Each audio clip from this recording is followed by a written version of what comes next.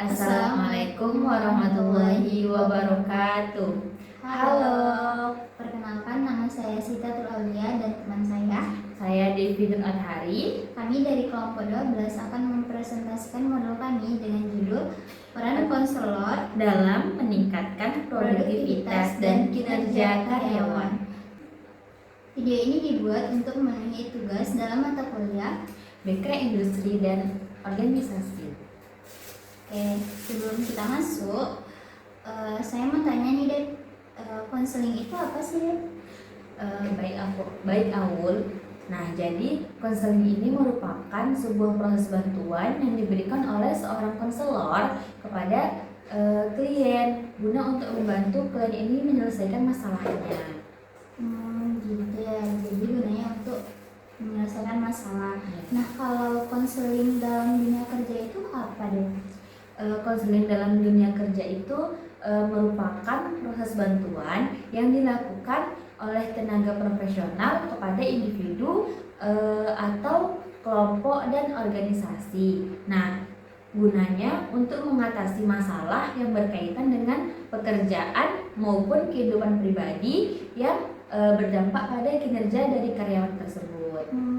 Betul ya. Selain itu, konseling juga bukan hanya berfungsi sebagai sarana penyelesaian masalah, tapi juga sebagai upaya pencegahan dan pengembangan potensi dari diri karyawan.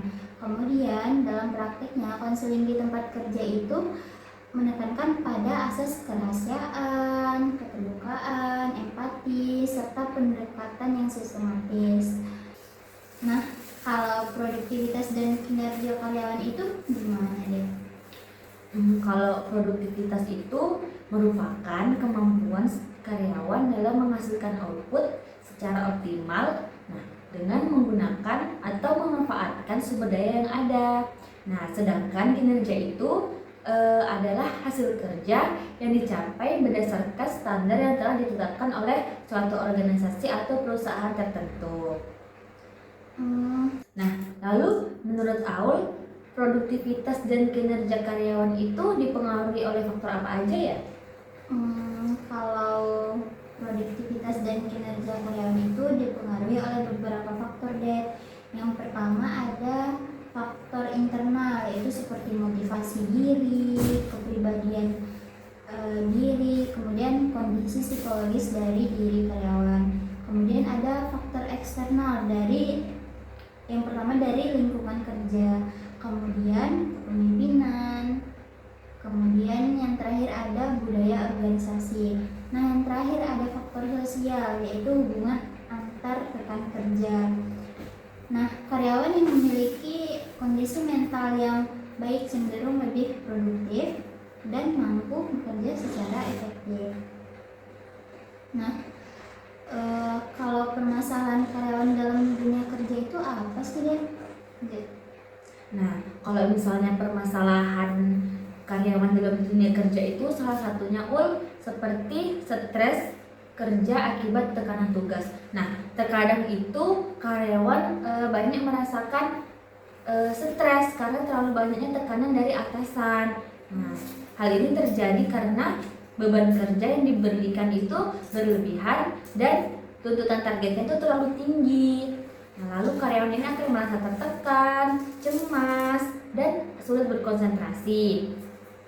Jadi kondisi ini dapat menurunkan produktivitas dan kualitas kinerja. Nah, selain itu menurut Aul apalagi sih permasalahan yang dapat terjadi pada karyawan yang menurunkan produktivitas dari karyawan tersebut? Selain yang Devi sebutin tadi, itu stres kerja akibat tekanan tugas. Nah, kemudian ada konflik interpersonal. Maksudnya di sini adanya perbedaan antara karyawan satu dengan yang satunya lagi. Nah, itu menyebabkan hubungan kerja itu menjadi nggak baik.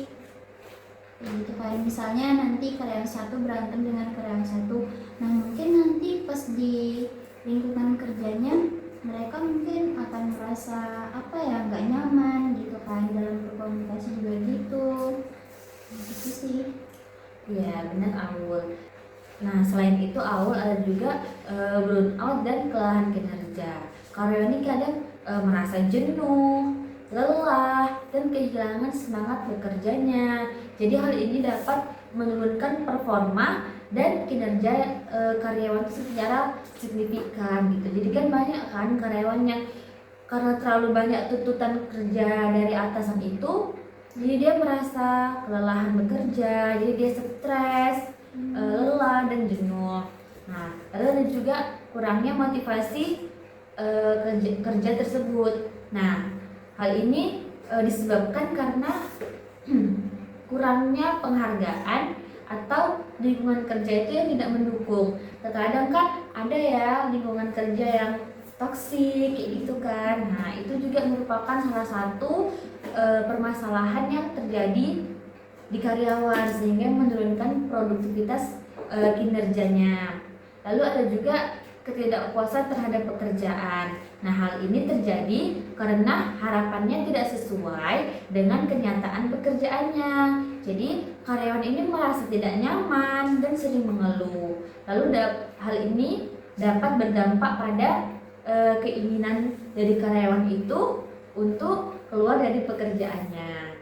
Nah, itu beberapa masalah yang sering terjadi yang menurunkan produktivitas kinerja pada karyawan. Lalu Aul, menurut Aul apa aja sih peran konselor dalam organisasi itu? Kalau menurut saya ya Dek, peran konselor dalam organisasi itu yang pertama yaitu sebagai fasilitator. Nah, di sini konselor itu membantu karyawan dalam memahami masalah dan potensi dirinya.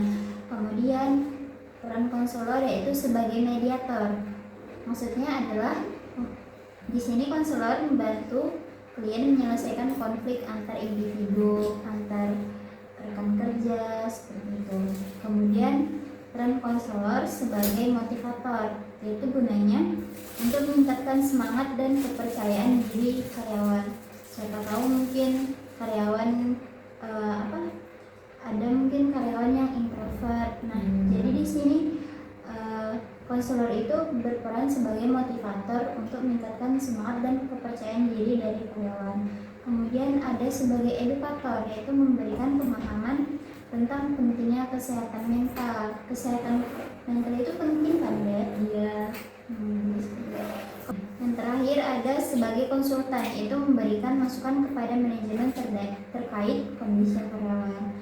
Nah, jadi itu sudah peran konselor dalam organisasi yang mendukung karyawan. Oke, Aul. Nah, gitu Devi. Kalau menurut Devi, strategi konseling untuk meningkatkan produktivitas karyawan itu apa aja sih? Nah, kalau menurut saya Aul,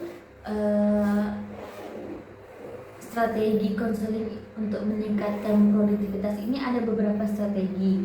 Nah, jadi strategi ini dapat diterapkan oleh konselor. Pertama itu ada konseling individu atau konseling individual. Nah, ini gunanya untuk mengatasi permasalahan pribadi dari karyawan tersebut. Misalnya ada karyawan ya kayak tadi kan dia merasa kayak entah kurang motivasi gitu kan, itu kan masalah individual ya. Jadi itu bisa dilakukan dengan konseling individual.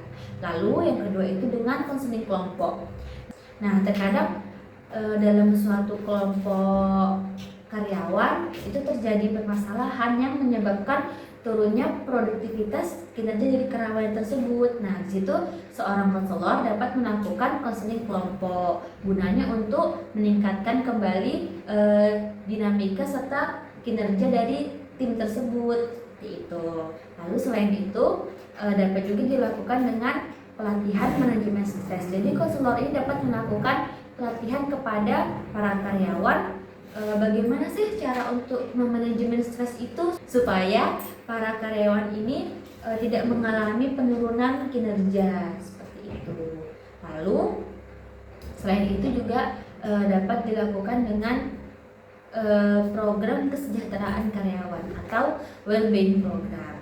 Nah, jadi itu beberapa strategi yang dapat dilakukan oleh konselor guna untuk meningkatkan produktivitas dari kinerja karyawan. Oh gitu ya. Jadi gitu ya. Berarti peran peran konselor dalam dunia kerja itu merupakan faktor yang penting ya, Dek, Iya. dalam meningkatkan kualitas sumber daya karyawan.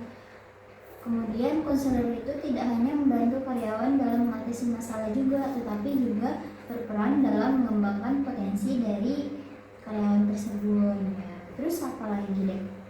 Nah, selain itu, dengan adanya layanan konseling yang efektif, diharapkan karyawan ini dapat bekerja secara optimal dan memiliki kesejahteraan psikologis yang baik serta mampu memberikan kontribusi terbaik bagi organisasi atau suatu perusahaan tertentu. Seperti itu. Baik teman-teman, sekian presentasi dari kelompok 12. Langsung saja kami akan menutup presentasi kami dengan Assalamualaikum warahmatullahi wabarakatuh.